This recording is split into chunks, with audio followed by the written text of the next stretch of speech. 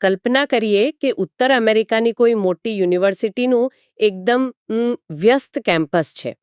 ત્યાં બે અલગ અલગ વિદ્યાર્થીઓ ઊભા છે. એક યહૂદી છે, જેણે માથા પર પોતાની પેલી પરંપરાગત ટોપી, જેને કિપ્પા કહેવાય છે, તે પહેરી છે. અને બીજો એક હિન્દુ વિદ્યાર્થી છે, જે કદાચ સંસ્કૃતનો કોઈ શ્લોક બોલી રહ્યો છે કે કપાળ પર ચાંદલો કરીને આવ્યો છે. હા, બિલકુલ. બંને સાવ અલગ દેખાય છે. રાઈટ. બંનેના પહેરવેશ અલગ છે, બંનેનો ધર્મ અલગ છે, અને મતલબ કે તેમની ભાષા અને ભૌગોલિક ઇતિહાસ પણ સાવ જ અલગ છે.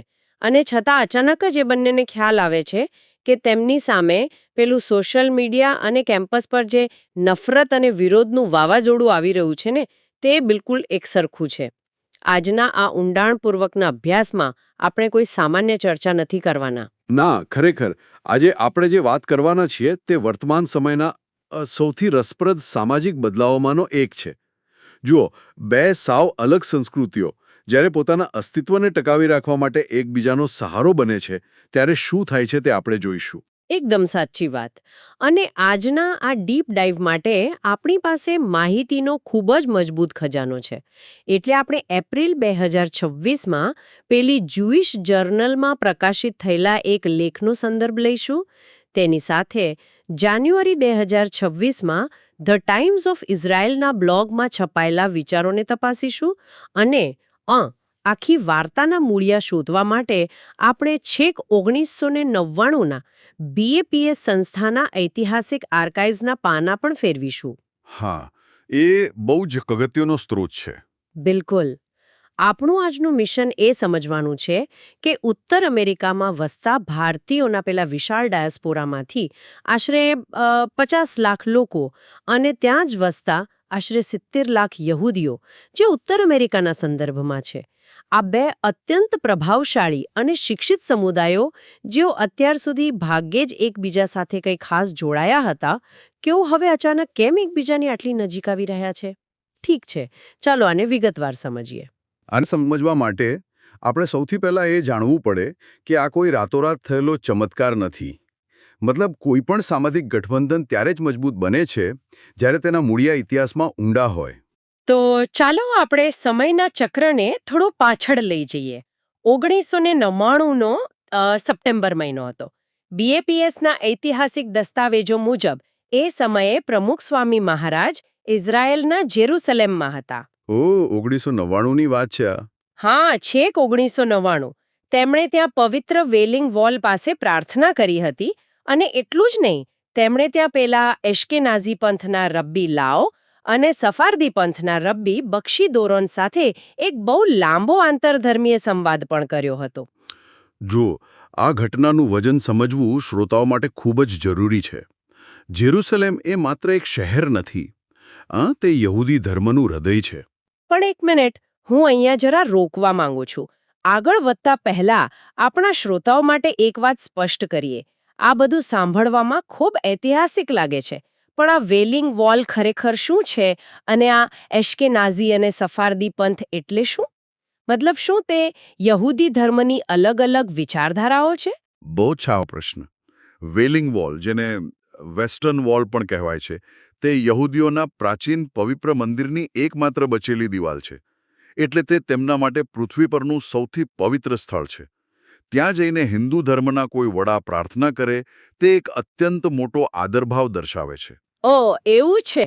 હા, અને જ્યાં સુધી પેલા અશ્કેનાઝી અને સફારવીની વાત છે, જો યહૂદીઓ દુનિયાભરમાં વિખરાયેલા હતા.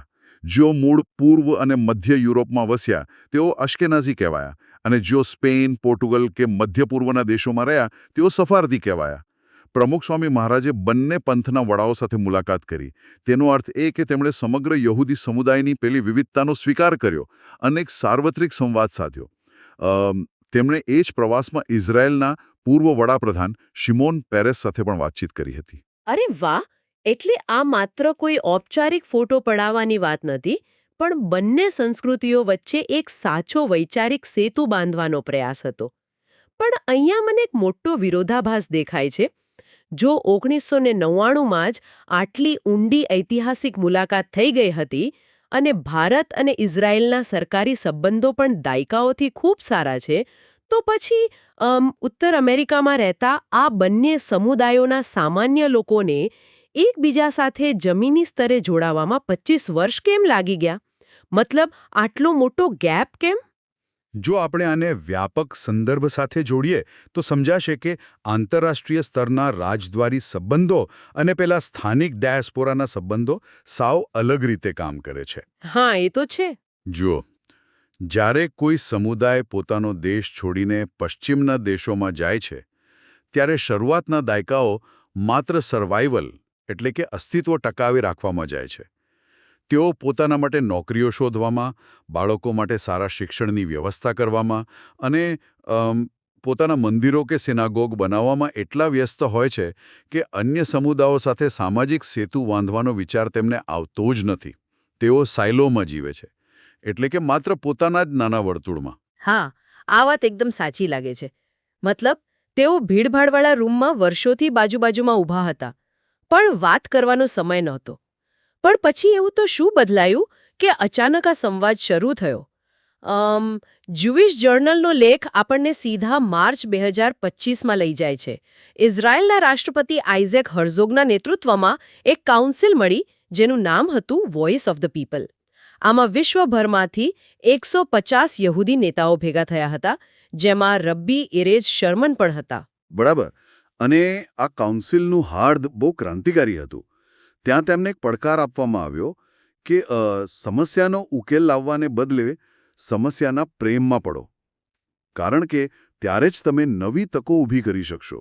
સમસ્યાના પ્રેમમાં પડો. આ સાંભળવામાં થોડું વિચિત્ર નથી લાગતું? મતલબ સામાન્ય રીતે આપણે સમસ્યાથી ભાગીએ છીએ અથવા તેને જલ્દી પતાવી દેવા માંગીએ છીએ. હા, લાગે ખરું, પણ આ એક બહુ મોટો મનોવૈજ્ઞાનિક માસ્ટર સ્ટ્રોક છે. જ્યારે આપણે કોઈ સમસ્યાને માત્ર દૂર કરવાની ઉતાવળ કરીએ છીએ ત્યારે તેના મૂળ કારણને નથી સમજતા. પણ જ્યારે આપણે સમસ્યાના પ્રેમમાં પડીએ છીએ તેનો અર્થ એ છે કે આપણે સમસ્યાની પ્રકૃતિ, તેના ઇતિહાસ અને તેના પેટર્નનો એકદમ ઊંડો અભ્યાસ કરીએ છીએ. આ કાઉન્સિલમાં રબ્બી શેરમનને ખ્યાલ આવ્યો કે ઉત્તર અમેરિકામાં યહૂદીઓ અત્યારે જે એકલતા અને ખોટી માહિતીના હુમલાઓનો સામનો કરી રહ્યા છે તે જ તેમની સૌથી મોટી સમસ્યા છે. અચ્છા, એટલે તેમણે એ સમસ્યાને નજીકથી જોઈ. બિલકુલ. અને એ સમસ્યાને ઊંડાણથી જોતા તેમને સમજાયું કે તેમની બાજુમાં જ એક બીજો સમુદાય છે, હિન્દુ સમુદાય, જે આબેહૂબ આવી જ સમસ્યાઓનો સામનો કરી રહ્યો છે. મોટી સંખ્યામાં હોવા છતાં બંને વચ્ચે કોઈ સંપર્ક નહોતો. અને અહીંથી જ પેલો વિચાર વાસ્તવિકતામાં બદલાવાની શરૂઆત થઈ. માર્ચ 2025નો એ વિચાર સીધો જ કેલિફોર્નિયાના લોસ એન્જલિસમાં પહોંચ્યો, જ્યાં એક સુંદર સાંસ્કૃતિક સેતુનું નિર્માણ થયું. રબ્બી શર્મન લેખમાં જેને પેલું ડિવાઇન ઇન્ટરવેન્શન એટલે કે દૈવી હસ્તક્ષેપ કહે છે તેવી એક અણધારી ઘટના બની અને તેમનો સંપર્ક ચીનો હિલ્સના BAPS હિન્દુ મંદિર સાથે થયો. હા, આ બહુ રસપ્રદ વળાંક છે. હા, તેઓ ડોક્ટર ડેવિડ હેલેગુઆ સાથે મંદિરની મુલાકાતે ગયા. ડોક્ટર હેલેગુઆ પોતે મૂળ ભારતીય છે અને સિનાઈ ટેમ્પલના સભ્ય છે. અને આ મુલાકાત એ માત્ર બે ધાર્મિક વડાઓનું મળવું નહોતું. ત્યાં રબ્બી શર્મનને એક એવું પુસ્તક ભેટમાં મળ્યું જેણે આખા ગઠબંધનની ફિલોસોફી નક્કી કરી નાખી.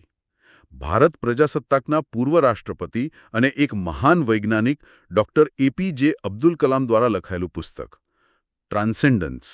અરે હા, મેં આ પુસ્તક વિશે વાંચ્યું છે. હા, જે પ્રમુખ સ્વામી મહારાજ સાથેના તેમના આધ્યાત્મિક અનુભવો પર આધારિત છે. બિલકુલ.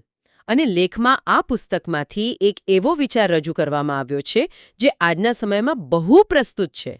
પ્રશ્ન એ હતો કે આજના આ અત્યંત ધ્રુવીકરણવાળા અને નફરતથી ભરેલા વિશ્વમાં આપણે સુમેળભર્યું વાતાવરણ કેવી રીતે બનાવી શકીએ? તો આ પુસ્તક તેના 4 સ્પષ્ટ જવાબો આપે છે. પહેલું, સાચી જગ્યાએ શોધો. બીજું, તમારી સામેની ધૂળ દૂર કરો. ત્રીજું, તમારી આંખો ખોલો. અને ચોથું, તમારી નિયતિ તમારી રાહ જોઈ રહી છે તે જુઓ. જુઓ, આ 4 પગલાં પાછળનું મનોવિજ્ઞાન ખરેખર સમજવા જેવું છે. ખાસ કરીને પેલો બીજો મુદ્દો કે તમારી સામેની ધૂળ દૂર કરો. આ ધૂળ એટલે શું? આ ધૂળ છે આપણા મનમાં સદીઓથી જમા થયેલા પૂર્વગ્રહો, માણસનો સ્વભાવ છે કે તે અજાણી વસ્તુ કે અજાણ્યા લોકોથી ડરે છે. આપણે ઘણીવાર બીજા સમુદાયો વિશે મીડિયા કે ફિલ્મોમાંથી સાવ ખોટી માહિતી ભેગી કરી લીધી હોય છે. આ ધૂળ જ્યાં સુધી સાફ ન થાય ત્યાં સુધી આપણે ત્રીજું પગલું એટલે કે આંખો ખોલવી એ નથી ભરી શકતા. હા, એ એકદમ પાયાની વાત છે. અને આ જ ફિલસૂફીને જીવંત કરવા માટે 18 અને 19 એપ્રિલ 2026ના રોજ એક અભૂતપૂર્વ ઘટના બની. BAPS અને સિનાઈ ટેમ્પલના સભ્યોએ એકબીજાના ધર્મસ્થાનોની મુલાકાત લીધી. શનિવારે હિન્દુ ભાઈ બહેનો સિનાઈ ટેમ્પલ ગયા અને રવિવારે યહૂદી સમુદાયના લોકો પેલા ચિનો હિલ્સના BAPS મંદિરે આવ્યા. એકદમ ઐતિહાસિક મુલાકાત. હા, અને લેખમાં ચિનો હિલ્સના મંદિરની સ્થાપત્ય કલાનું જે વર્ણન છે તે ખરેખર અદ્ભુત છે. 20 એકરનું મોટું કેમ્પસ, ગુલાબી પથ્થરો અને સફેદ આરસ પહાડ પર કરેલું ઝીણવટભર્યું નકશીકામ. અને સૌથી આકર્ષક છે એ 91 ફૂટ લાંબો કમળના આકારનો કુંડ જેમાં શાંત પાણી વહે છે. બિલકુલ. અને BAPSના સ્વયંસેવક મેહુલ પટેલે પણ ત્યાં બહુ સાચી વાત કહી કે આજે બંને સમુદાયો વચ્ચે સંવાદ વધારવો એ સમયની માંગ છે, કારણ કે બંનેનો ઇતિહાસ ઘણો સમાન છે. પણ માફ કરજો, અહીં હું થોડી શંકા વ્યક્ત કરવા માંગુ છું. જુઓ, વાત સાચી છે. કમળનો કુંડ, શાંત પાણી, પેલી સુંદર ઇમારત, આ બધું સાંભળવામાં અને જોવામાં બહુ સરસ લાગે છે. પણ વાસ્તવિક દુનિયામાં શું માત્ર એક સુંદર ઇમારત બતાવવાથી કે કલ્ચરલ એક્સચેન્જ કરવાથી પેલા સદીઓ જૂના પૂર્વગ્રહો અને સામાજિક ડર ખરેખર તૂટી શકે ખરા? મતલબ શું આ માત્ર એક ફોટો ઓપ નથી?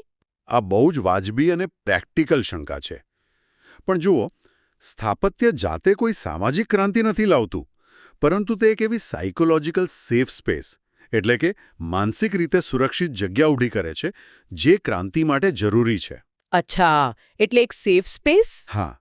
જ્યારે કોઈ યહૂદી વ્યક્તિ એવા મંદિરમાં પ્રવેશે છે જ્યાં તેમને એકદમ સ્મિત સાથે આવકાર મળે છે, જ્યાંનું વાતાવરણ અત્યંત શાંત છે, ત્યારે તેમના મનમાં રહેલો પેલો આ લોકો મારાથી અલગ છે તેવો બચાવનો ભાવ આપોઆપ ઓગળી જાય છે. તે એક ન્યુટ્રલ ગ્રાઉન્ડ પૂરું પાડે છે જ્યાં કોઈપણ સંકોચ વિના સંવાદ થઈ શકે. એટલે આ માત્ર એક બિલ્ડિંગ નથી, પણ આ એક સાધન છે સંવાદ શરૂ કરવાનું. બરાબર, એ વાત હવે સમજાય છે. લોસ એન્જલ્સમાં તો તેઓએ આ રીતે એક આધ્યાત્મિક અને સાંસ્કૃતિક સેતુ બાંધ્યો. પણ માત્ર કલ્ચરલ એક્સચેન્જથી કોઈ સિસ્ટમેટિક નફરત થોડી રોકી શકાય? ના, બિલકુલ ન રોકી શકાય. હા, જ્યારે આ સમુદાયો કોલેજ કેમ્પસમાં કે ઓનલાઈન સીધા વૈચારિક હુમલાઓનો સામનો કરે છે, ત્યારે માત્ર મંદિરમાં કે સિનાગોગમાં સાથે બેસવું પૂરતું નથી હોતું. અને આ જ કઠોર વાસ્તવિકતા આપણને કેલિફોર્નિયાથી ટેક્સાસ તરફ લઈ જાય છે. એકદમ સાચું. અને ટેક્સાસનું આ ગઠબંધન બહુ જ અલગ અને ગંભીર પ્રકારનું છે. ધ ટાઈમ્સ ઓફ ઇઝરાઇલના જાન્યુઆરી 2026ના લેખમાં જે મિરિયમ ઝિવિન દ્વારા લખાયો છે તેમાં આની બહુ વિગતવાર વાત છે. મિરિયમ ઝિવિન કે જેઓ મેકા એટલે કે મધર્સ અગેન્સ્ટ કોલેજ એન્ટીસેમિટિઝમના સ્થાપક સભ્ય છે, તેમણે નોંધ્યું છે કે નોર્થ ટેક્સાસમાં એક હિન્દુ જુઇશ કોએલિશનની રચના થઈ છે. અરે વાહ! અને આ કોઈ પેલું ચા પાણી પીવા ભેગા થતા લોકોનું ઔપચારિક મંડળ નથી લાગતું. આ તો સીધી રીતે અસ્તિત્વ ટકાવી રાખવાની લડાઈમાંથી જ જન્મેલું સંગઠન છે. અહીં આ બાબત ખરેખર ખૂબ રસપ્રદ બને છે. શ્રોતાઓ, જો આખી પરિસ્થિતિને સરળ ભાષામાં સમજવી હોય તો આ તો એવું છે કે બે અલગ અલગ વ્યક્તિઓના કમ્પ્યુટર પર એક જ પ્રકારના ડિજિટલ વાયરસનો હુમલો થયો છે. વાહ, બહુ જ સચોટ ઉદાહરણ આપ્યું. પણ આ વાયરસ કામ કેવી રીતે કરે છે? હા, હું સમજાવું. આ વાયરસ એવો છે કે તે તમારા જૂના ઇતિહાસની ફાઇલોને કરપ્ટ કરી દે છે અને તેને ખોટી રીતે રજૂ કરે છે. દાખલા તરીકે તે યહૂદીઓને તેમના જ મૂળ ભૌગોલિક પ્રદેશમાં કોલોનાઇઝર એટલે કે વસાહતીઓ તરીકે દર્શાવે છે. અને બીજી તરફ હિન્દુઓ માટે તે એવી ખોટી માહિતી ફેલાવે છે કે તેમની આખી સંસ્કૃતિ માત્ર સંસ્થાનવાદ અને પ્રણાલીગત જાતિવાદ પર જ ઊભી છે. હા, બંને બાજુ સરખો જ હુમલો. બિલકુલ. આ વાયરસ એક જ છે. ઐતિહાસિક તથ્યોને મચકોડીને એક સમુદાયને કાયમ માટે અત્યાચારી સાબિત કરવાનો. અહીં જે સૌથી આકર્ષક બાબત છે તે એ છે કે આ લેખ બહુ જ સ્પષ્ટપણે એ ઐતિહાસિક તથ્યને ઉજાગર કરે છે જે મોટે ભાગે ઢાંકી દેવામાં આવે છે. લેખ જણાવે છે કે હિન્દુ ધર્મની જાતિ વ્યવસ્થા જે પહેલાં વ્યવસાય આધારિત અને ઘણી હદે પરિવર્તનશીલ હતી, તેને બ્રિટિશ શાસન દરમિયાન કઈ રીતે એકદમ જડ અને કઠોર બનાવી દેવામાં આવી. અરે હા, એટલે અંગ્રેજોની સિસ્ટમ. બિલકુલ. અંગ્રેજોએ પોતાની વહીવટી સરળતા માટે અને પેલી ભાગલા પાડો અને રાજ કરોની નીતિ હેઠળ વસ્તી ગણતરીમાં લોકોને કાયમી જાતિના ખાનાઓમાં ફિટ કરી દીધા. જુઓ, અહીંયા આપણે શ્રોતાઓને એક વાતની ચોખવટ કરી દઈએ કે આપણે અહીં કોઈ રાજકીય પક્ષ નથી લઈ રહ્યા કે સ્ત્રોતમાં આપેલી માહિતીનું સમર્થન કે વિરોધ પણ નથી કરી રહ્યા. આપણે માત્ર એ રિપોર્ટ કરી રહ્યા છીએ કે લેખ શું કહે છે, જેથી આપણે આખી પરિસ્થિતિ સમજી શકીએ. લેખ મુજબ અંગ્રેજોની એ નીતિને કારણે ઊભી થયેલી સામાજિક ખાઈનો ઉપયોગ આજે હિન્દુ વિદ્યાર્થીઓ વિરુદ્ધ એક હથિયાર તરીકે થઈ રહ્યો છે. હા, અને એની અસર બહુ મોટી છે. તેઓ સાથે પણ થઈ રહ્યું છે. હજારો વર્ષોથી પેલા લેવન્ટના વિસ્તારના મૂળ નિવાસી હોવા છતાં આજે તેમને યુરોપિયન કોલોનાઇઝર કહીને નફરતનો શિકાર બનાવવામાં આવે છે. બંને સમુદાયોનો ઐતિહાસિક અનુભવ સમાન છે. ભેદભાવ, અત્યાચાર અને ઇતિહાસને સંપૂર્ણપણે ભૂંસી નાખવાના પ્રયાસો.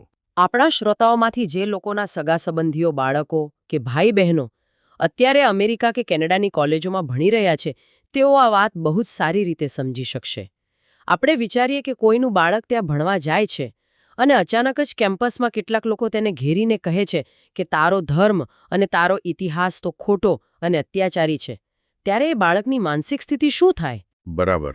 ખૂબ જ ડરામણી સ્થિતિ હોય છે. અને આ જ ડરને કારણે બંને સમુદાયોને સમજાઈ ગયું કે હવે અલગ અલગ રહીને ડિફેન્સમાં રમવાનો સમય પૂરો થઈ ગયો છે. વાયરસ સમાન છે તો તેમને બચવા માટે સમાન એન્ટીવાયરસની જરૂર છે. અને તે એન્ટીવાયરસ છે તેમની એકતા. ઠીક છે, વાયરસ શું છે એ તો સમજાઈ ગયું, પણ આ ગઠબંધનનું પેલું એન્ટીવાયરસ વાસ્તવમાં કામ કઈ રીતે કરે છે? મતલબ ભવિષ્ય માટે તેમનો રોડમેપ શું છે? શું તેઓ માત્ર કાગળ પર નિવેદનો જ આપે છે? ના. ટેક્સાસ કોઆલિશનનો અભિગમ અત્યંત વ્યવહારુ છે. તેમણે 3 મુખ્ય ઉદ્દેશો નક્કી કર્યા છે: શિક્ષણ, નાગરિક જોડાણ એટલે કે સિવિક એન્ગેજમેન્ટ અને ગઠબંધન નિર્માણ. તો જો શિક્ષણની વાત કરીએ તો લેખમાં સ્પષ્ટ છે કે તેઓ પોતાના યુવાનોને સાચો ઇતિહાસ ભણાવવા માંગે છે. કારણ કે જ્યારે કોઈ યુવાનને પોતાના જ ઇતિહાસની સાચી માહિતી ન હોય, ત્યારે કોઈ પણ બહારની વ્યક્તિ તેને ખોટી માહિતી આપીને શરમમાં મૂકી શકે છે. હા, નોલેજ ઇઝ પાવર. બિલકુલ. પણ જો તેને સત્ય ખબર હોય કે બ્રિટિશરોએ કઈ રીતે તેમની સંસ્કૃતિને વિકૃત કરી હતી અથવા યહૂદીઓનો મૂળ ઇતિહાસ શું છે, તો તે શરમ અનુભવવાને બદલે આત્મવિશ્વાસથી આંખમાં આંખ મિલાવીને જવાબ આપી શકે. એકદમ સાચું. અને આમાં પેલા હિન્દુઝ ઓફ DFW અને રાષ્ટ્રીયવ્યાપી હિન્દુ એક્શન કમિટી જેવી સંસ્થાઓ પણ બહુ સક્રિય ભૂમિકા ભજવી રહી છે. મિરિયમ ઝિવિનના લેખનો મુખ્ય સંદેશ જ એ છે કે એકલા ઊભા રહેવા કરતાં સાથે મળીને ઊભા રહેવું વધુ મજબૂત છે. પણ સાચું કહું તો મારું મન હજુ પણ એક શંકાથી ઘેરાયેલું છે. કેમ? શું શંકા છે? જો, આજના સોશિયલ મીડિયાના યુગમાં જ્યાં અલ્ગોરિધમ્સ નફરતને સેકન્ડોમાં લાખો લોકો સુધી પહોંચાડી દે છે, ત્યાં આ નોર્થ ટેક્સાસ કે ચીનો હિલ્સ જેવા સ્થાનિક જોડાણો ખરેખર શું કરી લેશે?